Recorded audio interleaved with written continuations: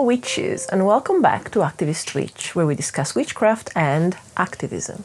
You can call me Isha, my pronouns are she, they, and today's video is about witches for Palestine again. We're going to start phase 2, so in this video I'd like to tell you a bit more about what Cwtches to Gaza do, because the fundraising this time will be for them. I'm going to talk a bit about a very brief history of the Palestinian genocide, if you're not aware, and give you a reading list. You find the links down in the description below. And then I'm going to talk about activism fatigue, because I think it's just very important to address. And actually, I think we're going to start with that. But before we get started, let me remind you that I've opened a Ko-fi, which is an alternative to Patreon that takes less from creators. And on there you can do a one-off donation, a monthly donation, or even get a tarot reading with me, Italian style. The low-income option starts at £5. And for the foreseeable future, all my income from tarot readings goes to support Cwtches to Gaza, who are part of the mutual aid groups that support Palestinian people evacuated to Egypt. And if you decide to support me there, thank you so very much. I'm going to address activism fatigue first, because I get it. And I am there with you. And something that, if you watched the Q&A that we did back in April with Sami and Sabrine addressed it perfectly. And they said something like this. Can you rest? Yeah. You have to think about this as a, activism and movements and solidarity as a choir. Mm-hmm. We are all singing, but if you stop singing for like a half a minute, the choir is still there. Mm-hmm. If you stop singing because you burn out and you don't sing anymore, then the choir will feel it. So, recharging and self-care and resting, and maybe also encouraging people in your community to do so, that could be very helpful actually. Mm-hmm. Because it's a movement, it's gonna take time, it's a process, but keep doing little things and organize and get together. And I think it's more relevant than ever now, because this video is out on the 7th of October 2024, so it's been an uninterrupted year of war on Palestine and genocide, realistically. And a lot of people might have also the impression that this is a year-long thing. This is arguably a 107-year-old thing. I'm going to get a bit into the very brief history of Palestine and why, realistically, this is not a conflict that is complicated. This is a Western colonial project, but all in good time. The activism fatigue, and it's also something that Amy from Cwtches to Gaza talks about in the video that I filmed with her for Glitter Camry. And there is a huge problem at the moment with donor fatigue because of how long this genocide is going on. People are giving and at some point people have to stop. So we're finding it more and more difficult to find donors, and the need for the funds is just growing. People are coming in with some pretty horrible injuries as well, some operations that need doing, and they can be expensive. Activism and donor fatigue is a real thing, because this is the first time that people have phones in Gaza, in Egypt, so regardless of what the media wanted to set the agenda on, we had a chance to see what's happening to people. And part of the propaganda machine that lets us not perceive people as people, but as numbers and statistics, couldn't quite do its job, because regardless of what the BBC say, we can see the videos that individuals from Gaza have uploaded. We can see what has happened. We can see the level of absolutely unnecessary devastation that has been rained down in bombs to civilians, not terrorists, civilians. And arguably, that wouldn't be justifiable even with terrorism, but the Western world has always been very good at trying to justify those kind of things. And this is not the first instance, by the way. The Iraq War was exactly the same. As I'm doing this for a YouTube channel, and I have a space on Instagram as well, I think I need to address the fact that activism fatigue is real, and I think something that has been slightly problematic, and I'm sure it comes from a place of good intention, but I find it slightly problematic myself, and I'm an Arab person, I don't know if that matters or not, but I feel very close to this conflict because I do understand that the root of it is actually to extirpate anyone that has my heritage at the end of the day. That's the final project of Israel in this. Arab people, no, we're half animal really, so it's better to take the civilized West to have a hole in the Middle East. That's what the story is about really, but again, we'll get there. We have been witnessing for a year, every day, not stop, what's been happening in Gaza. And I understand how hard it is to wrap our minds around the fact that people in Gaza are going through this every day. You think that it's upsetting for you to find a video from Gaza, from one of the journalists that share from there. They are actually there living it. And I genuinely do understand that at times, when there's a part of your brain that realizes this is real, this is happening, this is not just something that I am distant because there's a screen, your brain goes a bit into overload. I know the mind does. And I think the perfect example of this, and I'm coming out very openly to say this, the video that is going to come out today as well on Glitter Camry, which is an interview with Amy from Cwtches to Gaza that goes through the work that they do and all of that. We filmed at the end of June. And by all means, I can bring you the excuses of, I had COVID in July. It was really, really hard, actually. I got long COVID again. I had two artist commission deadlines. So there are all these reasons that I could bring about, oh yeah, that's why I had to wait 3 months to bring it to the people. I can't in good conscience tell you that that's the full story, because I can tell you this.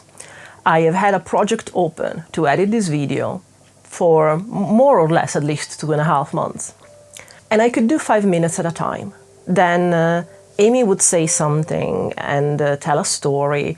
And then Amy shared with me her folder with all the images and messages and all the documentation of actually not only her being in Cairo, but of all the people that she's in contact still in Cairo and in Gaza. And it would be too much. I would look especially at the messages from Remas. I tried. I'm afraid. I would see the children that are already even, in a way safer because they are in Cairo, and I would see the living conditions. And I am so very keenly aware of the absolute throw of dice luck that it is to have been born on the right side of an imaginary border. And I'll be honest, this hits particularly close because, as you might know, I am half Egyptian, and it's really a throw of dice away for me. And I'm doing this sort of self-insert with me because you're here, you know me, for some reason you enjoy spending time with me. And now I very much need to highlight that, of course, ideally we have empathy for people without necessarily having to see or recognize or having this kind of connection. But if it helps you because you have no other Arab friends and you don't have an understanding of who could that happen to, and the Western media propaganda has done its job right and have made you believe that really there's a level of less in people that are Arab or from the Middle East. No, I'm one of them. If you're here and you understand what kind of value I can have, there's a value of millions of people in Gaza and in Egypt, and there is something that we can practically do about that, and that's what Cwtches to Gaza is about. So if you're spent and tired and affected by seeing this level of genocide, and it feels awful that we feel impotent because we're going out in the streets every week. We are raising awareness, and it's still been a year, and no one is saying much to Israel to stop. I think currently Israel is simultaneously attacking 4 different countries: Syria, Lebanon, Gaza, and Iran, just in case. And I get it. It's a lot, and it's, I think, the first time that we get to see war this close, this way. And we see it through social media. And social media is something that is a window to the world in a closer way, feels closer because, the algorithm is curated to you and you feel like you have an insight and you're closer to the people that you see on social media. Look at Instagram, look at TikTok. But now on Instagram and TikTok, we are seeing what's happening to the people in Gaza. And we're like, can that happen to human beings? How have we allowed that to happen to human beings? And I understand that there needs to be a disconnect because fear can kick in very, very quickly, and fear can be paralyzing. Again, going through the footage with Amy, I could edit 5 minutes at a time. And once I was getting to the pictures, once I was getting to the video sent to her, I know that it's hard. And, it's fair to remind ourselves, well, you think it's hard for you to watch, think how much harder it is to live. And that is absolutely true. But I also need to address the fact that kicking ourselves like that, imposing on ourselves that standard of think how much worse it could be, can very, very easily push us in complete denial. You know what? Then I'm not going to engage anymore. If it just hurts me and I don't feel like I can do anything, and I'm also told off because I'm not loud enough, then I'm just going to lock myself in my room in the dark and shut myself off the world. And I am worried that part of the activism fatigue that we see is due to that kind of thing. Because I've seen how close it pushed me to, I don't know if I can. And again, to that, I will bring it back to what Sabrin said in the Q&A that I've shared, that we've done with her and Sami back in the spring. That 2 hours, if you don't have time to read a book, that 2 hours teaches you everything you need to know about Palestine, by the way, in the last 107 years. But what I'm bringing to you with this second phase of Witches for Palestine in support of Cwtches to Gaza is literally take things at your pace. Do what you can. Recognize the energy that you have. And do not fustigate yourself. Like, do not blame yourself for the things that, I can't do more. Because I understand how easy it is from the kind of almost echo chamber that we got in being activists. Because no, you need to do more. You're privileged to live in the Western world. You need to do more. And I get that. But because we're physically safe, I don't think that anybody at this point is any more emotionally safe. I think we are all in some kind of shared trauma from this. And that needs acknowledgement. And you need to take care of yourself. Which doesn't mean it's not an out. It doesn't mean that you forget about Palestine. But it means you retire and make your energy and bring it up enough so that you can do something again. Because again, when we are in a choir, if you take a moment and you can take a breather, other people are holding the note for you. If you push and push and push yourself to burn out, then you go lock yourself in your room, you don't want to know anything else. And at that point, the choir has just lost a voice. So it's the reason also why, as you will see, this phase of Witches for Palestine is more drawn out. We're going to run a raffle in support of Cwtches to Gaza. A lot of, I think around 40 or 50 this time, witchy content creators have donated digital items that you will get a chance to win. And this time is more spread out. So it's going to start now and it's going to go until December, January, there will be the prize drawn. So that also, if you don't have economic availability, which by the way, don't worry, if you don't, Amy even mentioned it in the video, there are so many other things that you can do, such as? There are so many things that you can do to help. Even just spreading awareness is helping so much. Little things, like even if it's not to do with directly helping Palestinians, but even just things like wearing a kafaya, even things like wearing a little Palestine pin badge, talking about Palestine to your friends, to your family, to your colleagues. Make sure that Palestine is on the tip of your tongue, because we need it to be at the forefront of our minds. We need it to be at the forefront of what we're working towards. And we also need to realize that Palestine is a test ground for what is to come. And I honestly believe that if we allow them to succeed in Palestine, they will bring this level of authoritarianism to the rest of the world, because I think it's the only way that capitalism gets to stick around, and the people at the top do sure like capitalism. But yeah, in case then you have economic availability because, I don't know, maybe you got Christmas money or something like that, and you decide that you want to support Palestinian people with that, then you can join the raffle, you can donate to Cwtches to Gaza, and that's the reason why it's going to be for the next 3 months. We need to pace ourselves. Like Sabrina said again, this is a marathon, not a sprint, and unfortunately it's what capitalism has told us, that we need to see a result of what we do now. Now, since I mentioned the raffle, let's go into it so that you can get an idea of how you can support Palestinian people and Palestinian refugees in Egypt through this, so that everybody gets something and hopefully everybody is happy. As you might have known, the first phase of Witches for Palestine was a GoFundMe, that was a raffle that raised funds for medical aid for Palestinians. We had around £1,000 of value in prizes donated, and we raised £1,700 that were sent directly to medical aid for Palestinians. And I am so hugely grateful to every content creator that donated an item, to every person that donated £5 or more to do the entries for the raffle. And it's been humbling, and it's been amazing to see that we can do that together.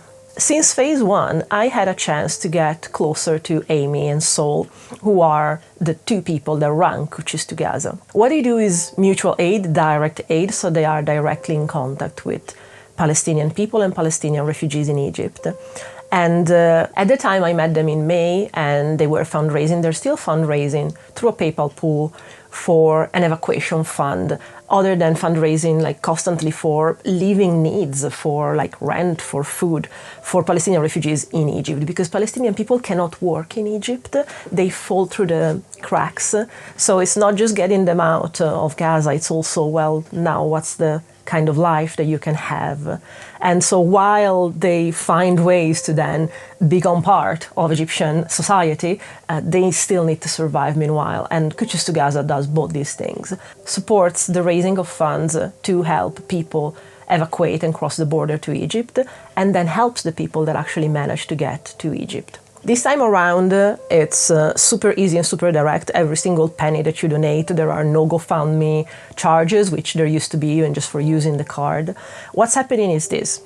You do a donation for Cwtches to Gaza on their PayPal directly, and any donation that is £5 or more, it's an entry in the raffle. So if you donate 20 quid, £20, then it's going to be 4 entries in the raffle, and so on and so forth. When you do the donation, then send us a screenshot, forward, send us a confirmation of this donation at the email witchesforpalestine@gmail.com. That's it. That's your entry. And by January, we'll do a live prize draw, so that there are tarot readings, there are one-to-one counseling sessions, there are grimoire pages. There is so much that witchy content creators have had the kindness to donate. And for you to win, if that persuade your interest, there's all this amazing stuff. There are tarot readings from me, so it's a way to, have this give and take. Something that Amy brings up in the interview that we did with her was exactly that. It's not this idea that mutual aid is just this charitable work that you do and you give and you can pat yourself on the back. There is an exchange that starts and is created and then keeps on and on and on with these people that they know one-to-one. Actually, I'll let Amy say that, because that story is... They want you to hold their babies and drink their tea and bring you little home-cooked snacks or people even... One lady emptied her purse to give it to me as a gift. People have nothing and they still want to give you something. So that it's reciprocal. There's a trade that you're giving them something, they're giving you something. It feels better. And those things that we were given are like most prized possessions now. The work that they do, it's hard to a level that I cannot imagine, because I guess that's the give and take. There's the beauty of having direct contact with people with names that talk to you, that become your friends, and then feeling the responsibility of their lives on you. And you're just one human.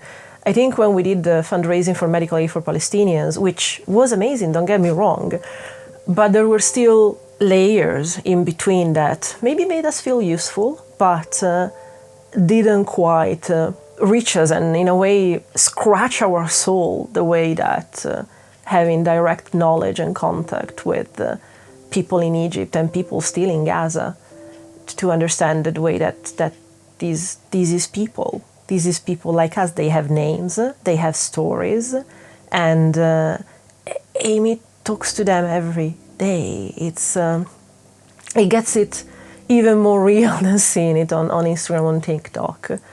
And I guess the silver lining of that is that it makes you understand every donation that you do to Cwtches to Gaza, you see exactly the way that people's faces are affected by that. There are so many messages. When they first went to Cairo in March, Amy and Sol, they literally had cash and things to bring to people. And they still do. Like, they still raise funds and they still get any kind of item that people need, from mattresses to children's bicycle, because it's so important for children to still be able to be children.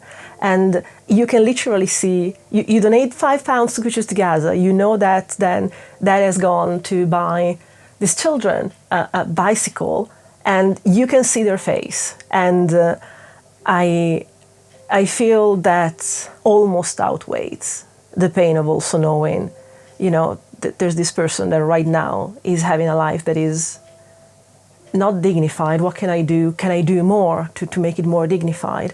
But at the same time, the very basic things, the most basic things, you can see directly how it impacts one life. Because at the end of the day, it's all individuals. I know that if you just hear mainstream media, it's numbers, and people die. People are not killed according to the media headlines in this last year. People die. As if there's not an entity to blame for this, which is the colonial project of Israel, indeed. And getting to that, actually, let's get into a bit of history. I've told you about my feelings about activism fatigue. I've told you what Cwtches to Gaza do. I hope that you go check them out directly and check the entire interview that we did with Amy. It's just half an hour, and there's so much in that. So please go watch the entire thing. But let's talk about Palestine a bit for a second, because if you've just heard stuff from mainstream media, this is the story that you have heard usually. It's a complicated issue. It's a situation that goes back centuries, millennia, because, Bible time, the kingdom of Israel wasn't it in the Middle East. Aren't Israeli people entitled to this land, much like Palestinians? No. First things first, the project of Israel in Palestine and in the Middle East, because it's not just reduced to Palestine, and the attacks on Lebanon, Iran and Syria kind of proves that, if you needed proof anymore. That's a project that started in 1897 with the first Zionist Congress. And there's a huge issue in the way that anti-Zionism and anti-Semitism are being conflated. If anyone tells you that being anti-Zionist is being anti-Semitic, they are gaslighting you. They are trying to go with the narrative that Israel needs to defend themselves. Does Israel need to defend themselves? Let's look into this. People have the perception that this story has been going on for a year. Maybe if you are as old as I am, you've heard in the 90s here and there news about the Strip of Gaza, but what's the deal here? And the way the media present it is always Arabs equal terrorists, and these poor people, these poor Jewish people, have to deal with that. So during World War I, the Balfour Declaration was the UK signing off that by the end of it, they would have given themselves a piece of land, which would have been Palestine, by the way, for Jewish people to create the State of Israel. What authority did the UK have in saying this? You can immediately understand how this is a colonial project, and it's not by chance that the quintessential colonialist country, which is the UK, because the British Empire was the quintessential colonial power, was behind this.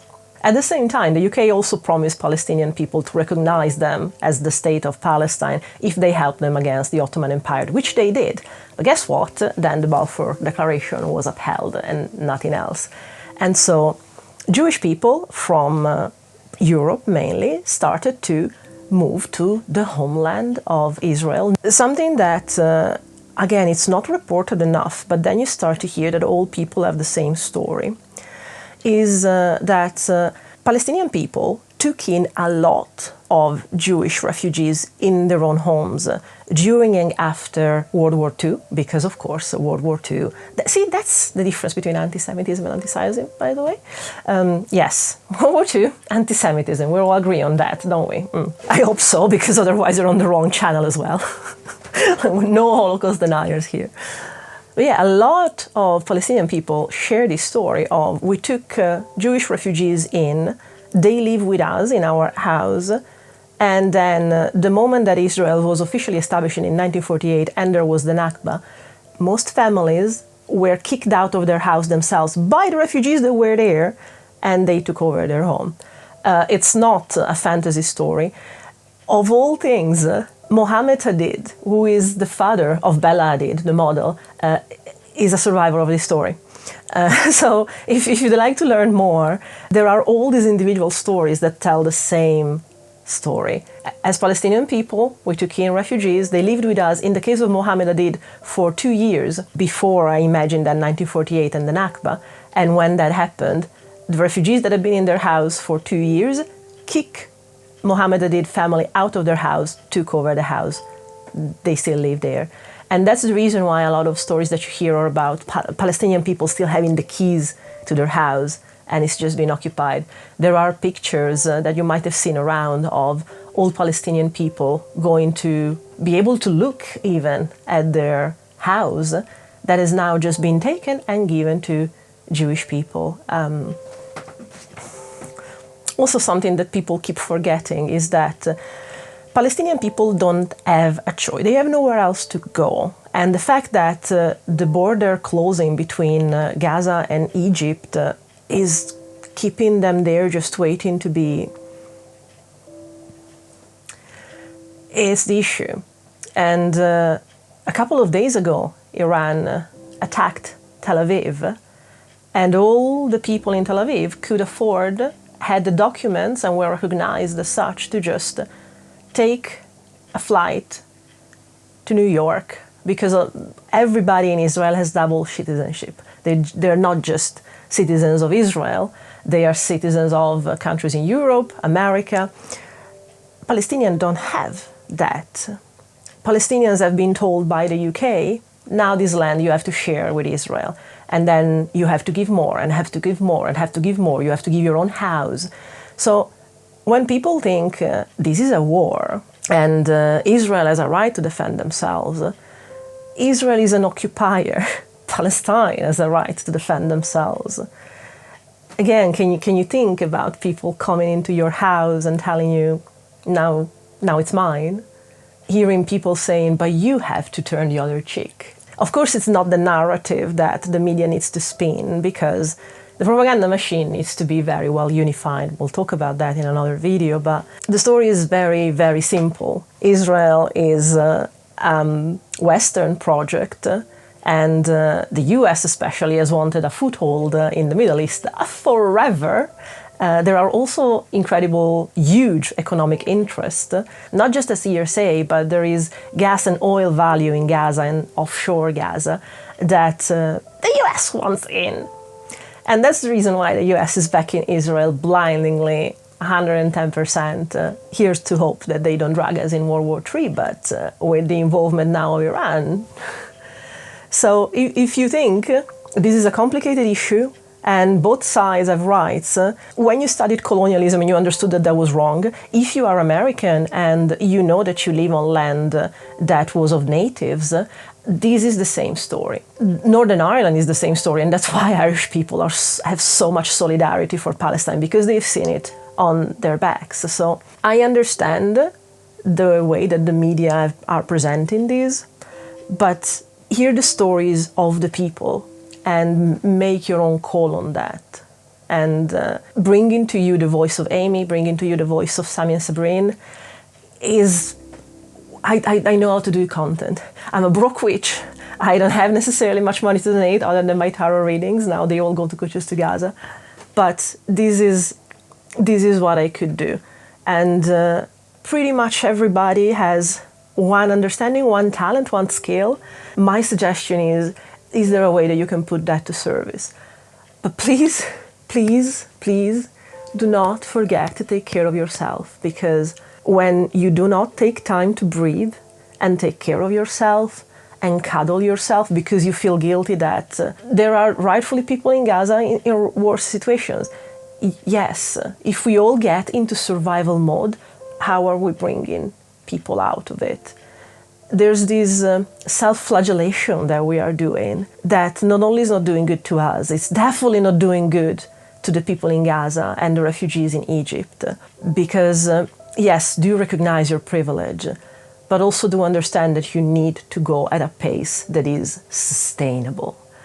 Because all the capitalism wants is that we burn out so that we stop caring. And the only way that we don't do that is by recognizing that we also need to have time for self-care.